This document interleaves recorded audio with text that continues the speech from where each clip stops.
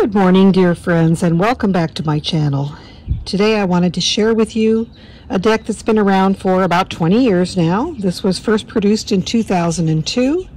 I acquired the deck shortly after it was originally available. This is the Sacred Circle Tarot, a Celtic pagan journey, conceived by Anna Franklin and Paul Mason. Did the Photoshop artwork. Their idea was they would take the sacred places of Britain and combine them with figures, human figures, to produce the deck. So he was very proud of his Photoshop efforts, and I think he did a great job. Unfortunately, Paul Mason has since passed away. You can still buy the Sacred Circle Tarot on Amazon.com. I think it's one of the most underrated decks, and I think the problem with the ratings is a lot of people don't care much for the borders in this deck. They can be distracting, especially the Wands border, which is a fiery border, but we'll show you that once we get to that suit.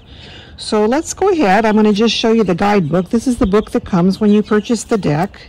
It's a Llewellyn deck, so it comes in a big box, and you don't have a little box for your cards, so I have a little bag for my cards. So we'll take a look at the book. The Fool's Journey, 2002 Llewellyn. And I'm going to just take you through the contents so you can get a little overview of what's in the book. An introduction to the British pagan tradition, different spreads, using the cards for meditation, the major arcana. They do rename the cards. The Green Man replaces the Fool.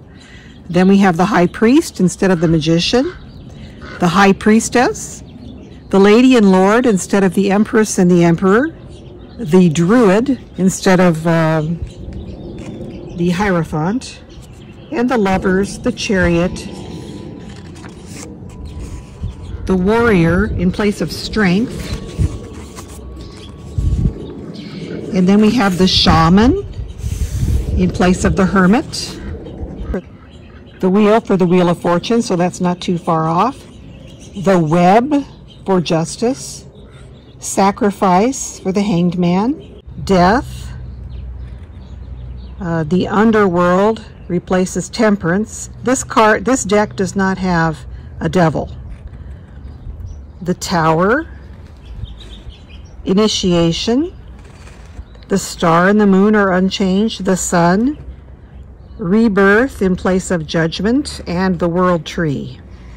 And the suits are fairly traditional: swords, wands, cups, and discs.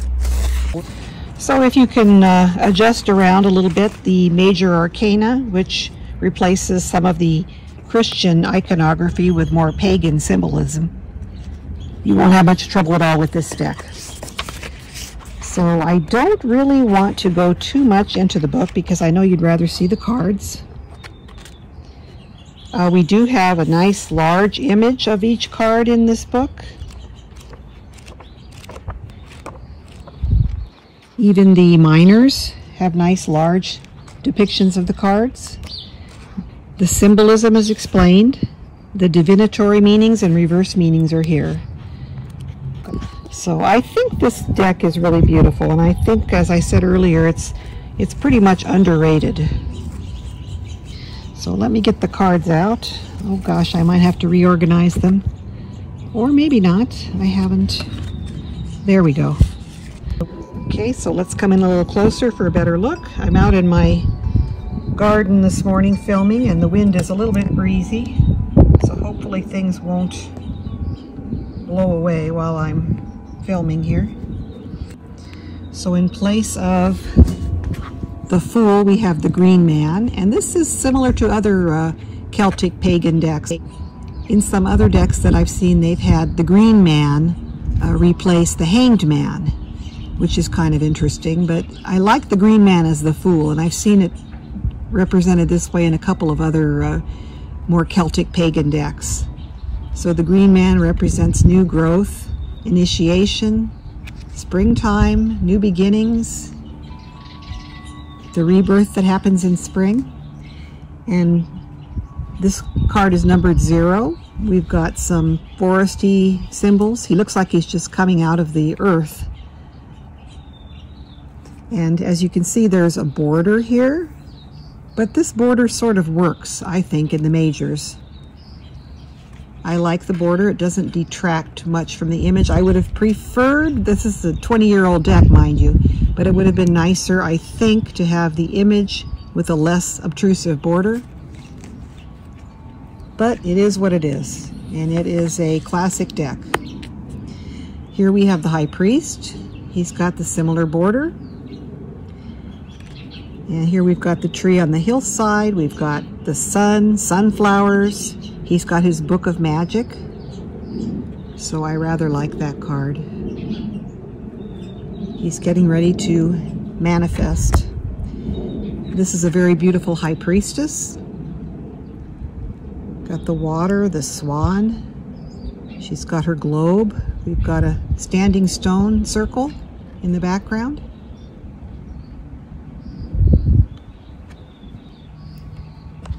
In place of the Empress, we have the Lady. A very beautiful card with the feeling of abundance. Fruits, flowers, wheat. Sort of a cornucopia look to this large shell with fruits and flowers emerging from it, and the same with the one that the lady is holding. So I think that's just a beautiful card. I love the sun rays coming out behind her, the circle of stars around her head. Got the sun and the moon. Really a gorgeous card. And here we have, in place of the Empress, we have the Lord. I like these cards because, to me, they match. They're both sort of nature figures. We've got kind of the horned god look. He's got the badger, sort of his spirit animal. We've got a hare. A lot of the greenery repeated like we saw with the Green Man. The stag behind him, and he's got the stag antlers on his head. Very shamanistic feel to that card. I love it. Okay, in place of the Hierophant, we have the Druid. Another gorgeous card. He's got a robin on his cup. He's got all the tools there that you would normally see in the Magician card. He's got a wren, which is always associated with druidry. Oaks and oak leaves. Really beautiful. This card I've never been too fond of. This is the Lovers. Looks like they've got a maypole there. They don't look engaged with each other, or that doesn't look like anybody's making a choice, so it's kind of a different Lovers card. It's okay. They're happy. Here is the Chariot for this deck. Looks like Boudica there. Really lovely.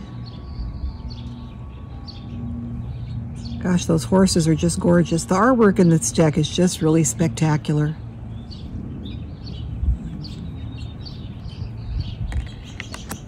In place of Strength, we have the Warrior. Again, we've got another badger here who's sort of a shamanistic representation of strength.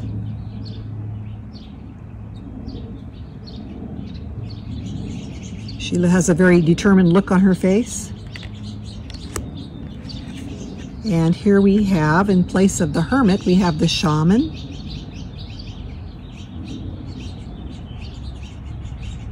So a lot of representations of magic happening here, with the Hierophant being replaced by the Druid and the High Priest, and now the Shaman. So I love the magical energy of this deck.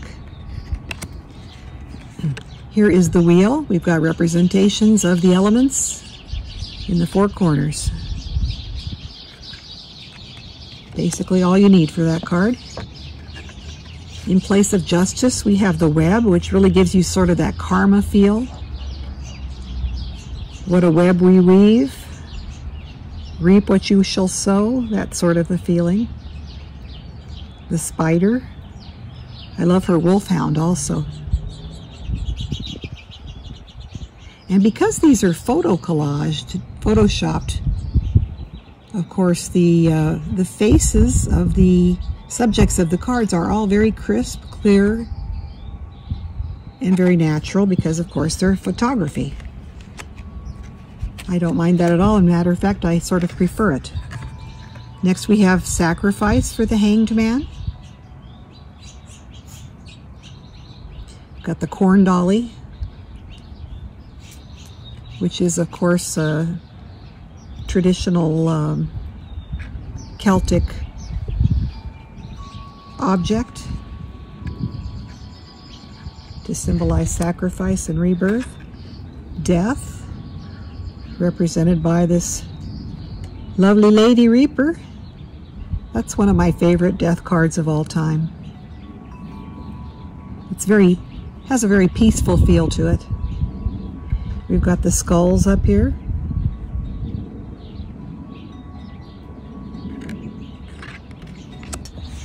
Now normally we would have Temperance and then the Devil, but in this deck there's no Devil.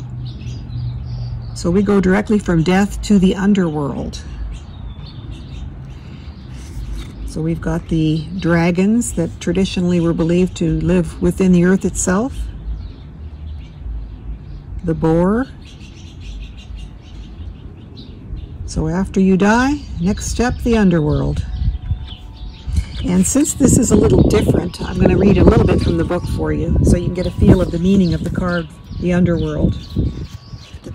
The crisis of death has brought the fool to the gates of the underworld, where he must journey to the center of the life maze, but first he must pass the guardian of the threshold. It is the dark self that is described as the guardian of the threshold in occult terms, which bars the way to further progress and ultimately initiation. The guardian of the threshold can adopt terrifying and monstrous forms which are personifications of deeply buried fears. Worldwide, shamans and witches describe the initiatory process as a series of journeys into the underworld, where fearful monsters must be fought and defeated.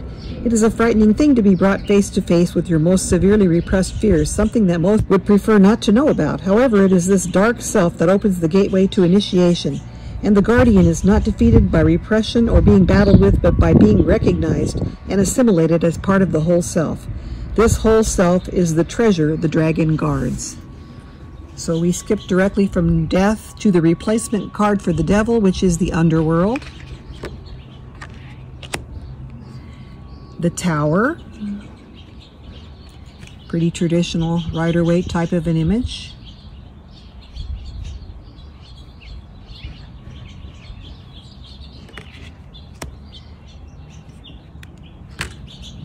Now in place of Temperance, we have Initiation. So I think we're going to need to give you a little bit of insight into that card according to the guidebook here. Initiation. In this card, the fool has reached the center of the labyrinth where the cauldron of regeneration and rebirth lies. Here he must allow himself to be reabsorbed into the cauldron womb of the goddess by dissolving himself in the cauldron, allowing the elements of his being to return to the source and become one with the goddess once more, free, formless, and unlimited. The druid Gwion describes himself as having been 9 months in the room of Chariot before being reborn as Taliesin, or Radiant Brow, meaning an enlightened one. This card shows a woodpecker rising from the cauldron. The bird is thought to be a herald of rebirth as it climbs trees in a sunwise spiral. In stories, the woodpecker knows where treasure is hidden and the location of the mysterious herb springwort, which could open locks and doors. Not physical locks and doors, but spiritual ones, opening the way to the true self. The herb must be earned, and the woodpecker pecks out the eyes of anyone who tries to steal it. Chervil is one of the sacred herbs of initiation, bearing 5 seeds. Nuts are a Celtic symbol of concentrated wisdom. The sweetness of knowledge contained compact in a hard shell, hence the expression, the matter in a nutshell. The hazel, associated with sacred springs and wells, is believed to be entrances to the other world. So that is a little different card, and it's not Rider-Waite, but it is a card of rebirth and initiation. The Star. It's a gorgeous star card. The Moon. I love the bats in this one.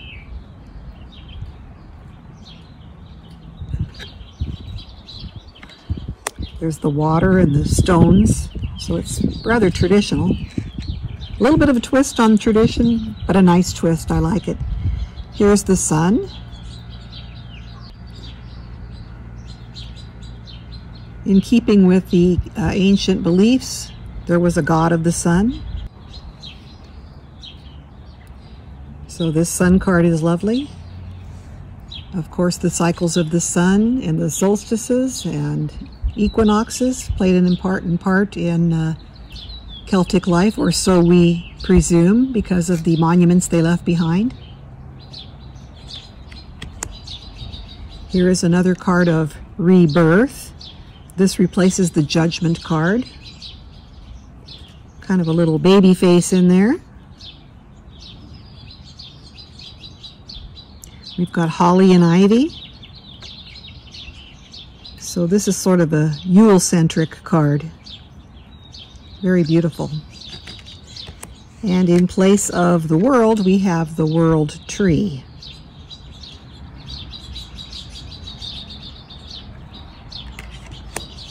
Okay, we move on to the suit of swords. Now the suit of swords is associated with air, so the borders on the swords cards have depiction of clouds and air.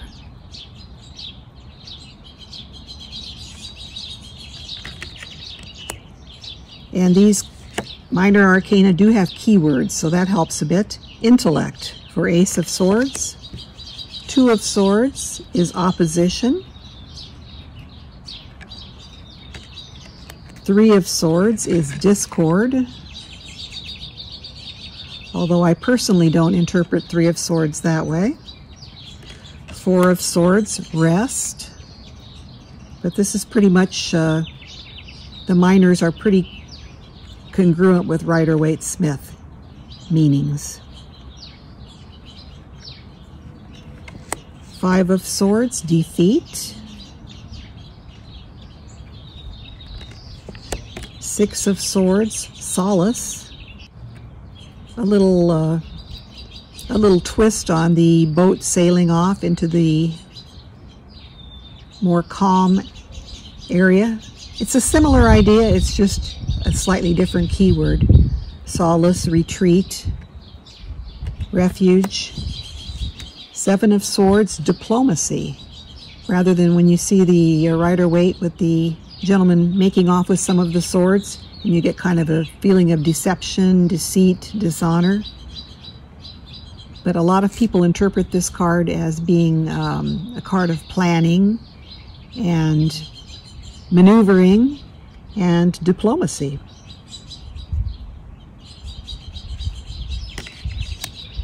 It's just a slightly different twist. Same way with this card. Eight of Swords, bondage. Similar meaning as to the Rider-Waite-Smith.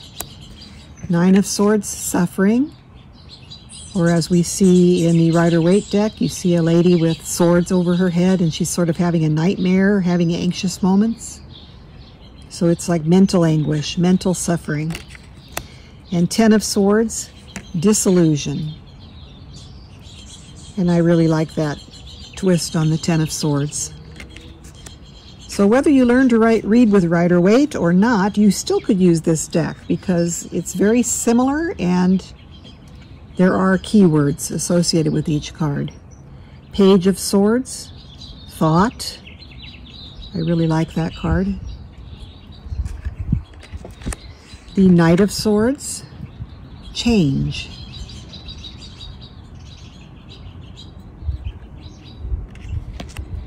Queen of Swords, and I believe this is a picture of Anna Franklin.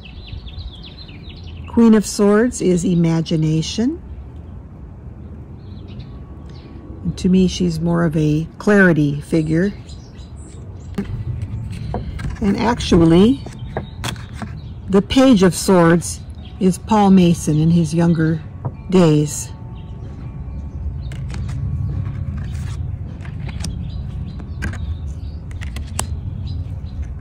Here we have the King of Swords.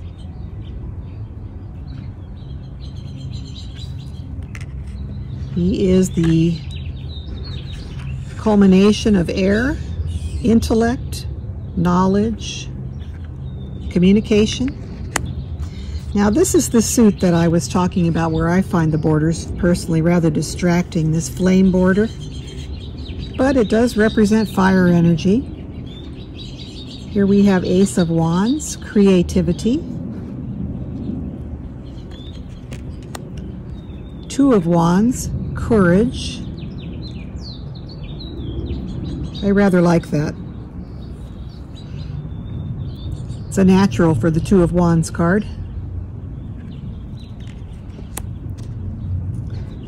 And I look at this card as being sort of a planning your journey type of a card. Three of Wands, foundation.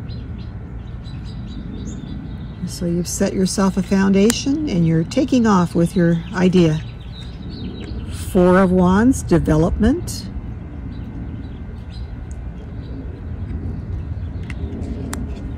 Five of Wands, grounding. So this is very different, the Wands meanings in this deck from Rider-Waite. Because grounding is not what we typically associate with the fives. We associate more disarray, chaos. So this is a little different. Six of Wands, success. Not too far from what we're used to. I love these. They look like they're swallows. Beautiful. Seven of Wands, rivalry. So we've got the standing your ground gentleman there. It's a similar feel to the Rider-Waite, a different keyword. We usually associate that with valor or holding off people attacking you, but rivalry is very similar. Eight of Wands, action. Very similar to Rider-Waite, identical to Rider-Waite. Nine of Wands, recovery. And Ten of Wands, force. So rather than seeing a hard-fought climb up a hill and then a huge burden on your back, we've got a little different feel to both these cards, the Nine and the Ten of Wands. Page of Wands, potential. Well, he looks very determined. Love this card. Knight of Wands, adventure.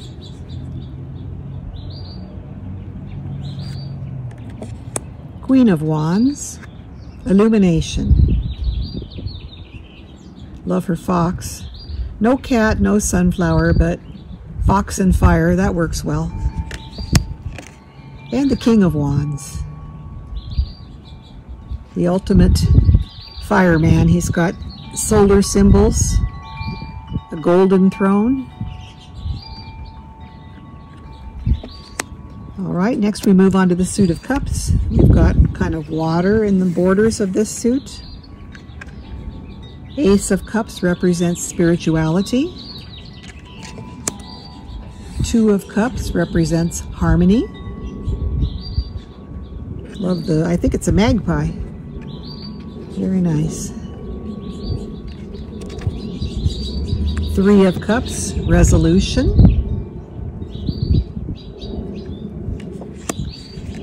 Four of Cups, discontent.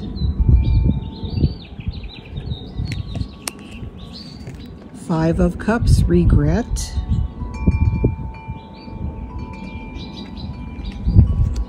Six of Cups, nostalgia. I love how these are sort of translucent, illusory, like a dream.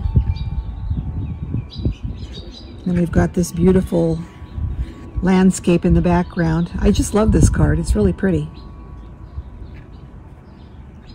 Like you're remembering a beautiful, distant past scene. Seven of Cups, delusion. It's kind of refreshing not to see the cups with all those busy, different things filling them. I much prefer this card, delusion. Eight of Cups, abandonment. which is the same meaning as the Rider-Waite deck. We just don't see the figure walking away. 9 of Cups, stability.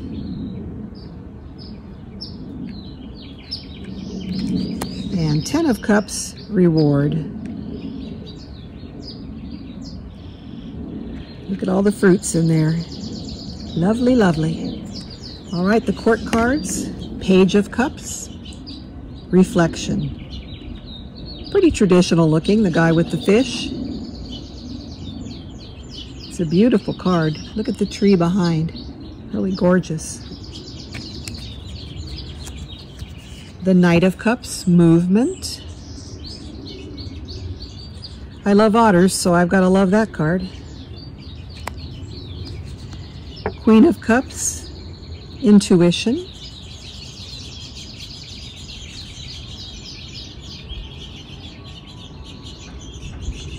Really spectacularly beautiful.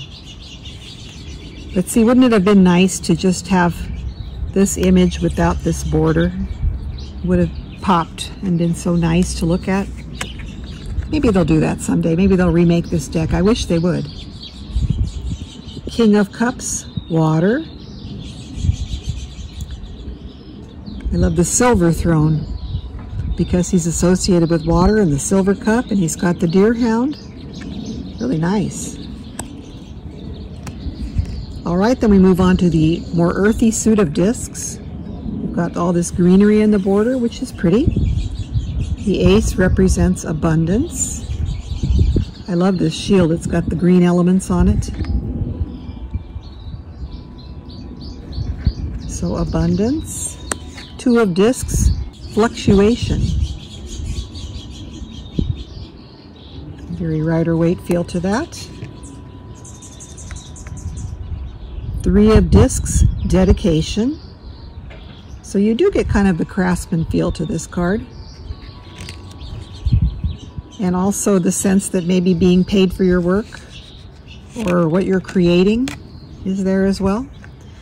4 of discs, materialism. Very Waite Smith. 5 of discs, restriction.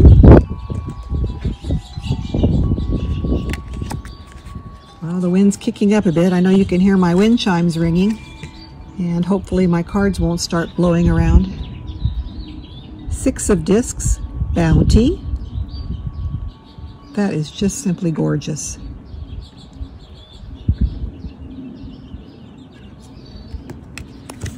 7 of discs, prudence.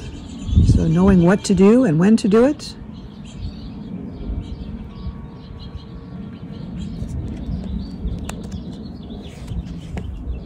Skill for 8 of discs. Love the maze in those.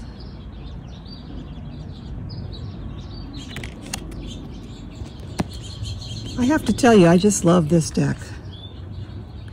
The 9 of discs is gain. I sort of wish we had the garden type of a feel to this, like we see in the Waite Smith deck. Garden lady and a hunting bird and the feeling of your home and your garden and prosperity. But you know, it's the same keyword, it's just shown a different way. So 9 of discs is gain. 10 of discs, tradition, inheritance, legacy. Moving on to the courts, we've got Page of Discs, who represents health in this deck.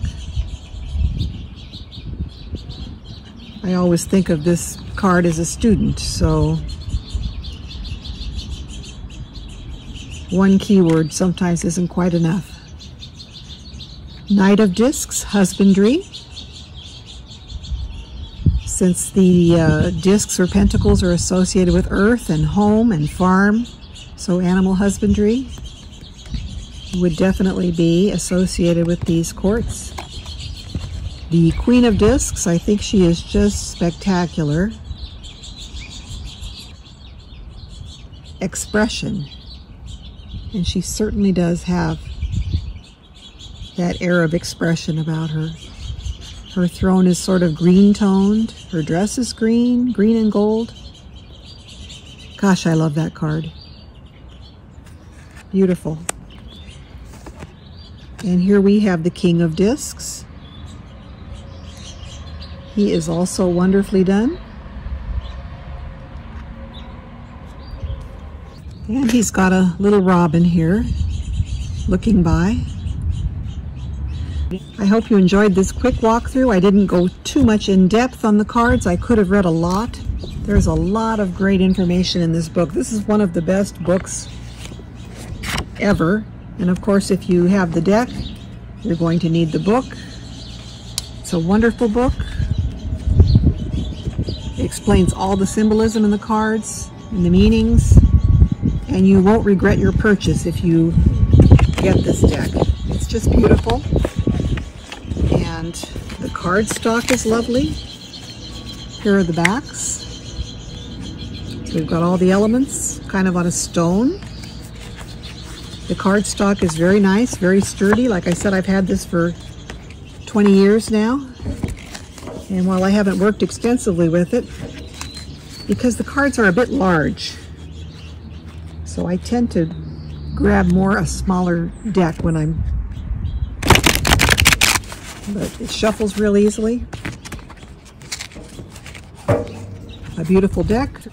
So I hope you enjoyed this brief walkthrough. If you did, please like this video, subscribe to my channel, and be sure to hit the notification bell to receive a new video when I upload one. My next video, I think, is going to be on the decks of MJ Cullinane, because I have 4 of her decks, and I'm going to try to cover those all in one video. So take care, and we will talk to you soon. Have a great rest of the day. Bye-bye.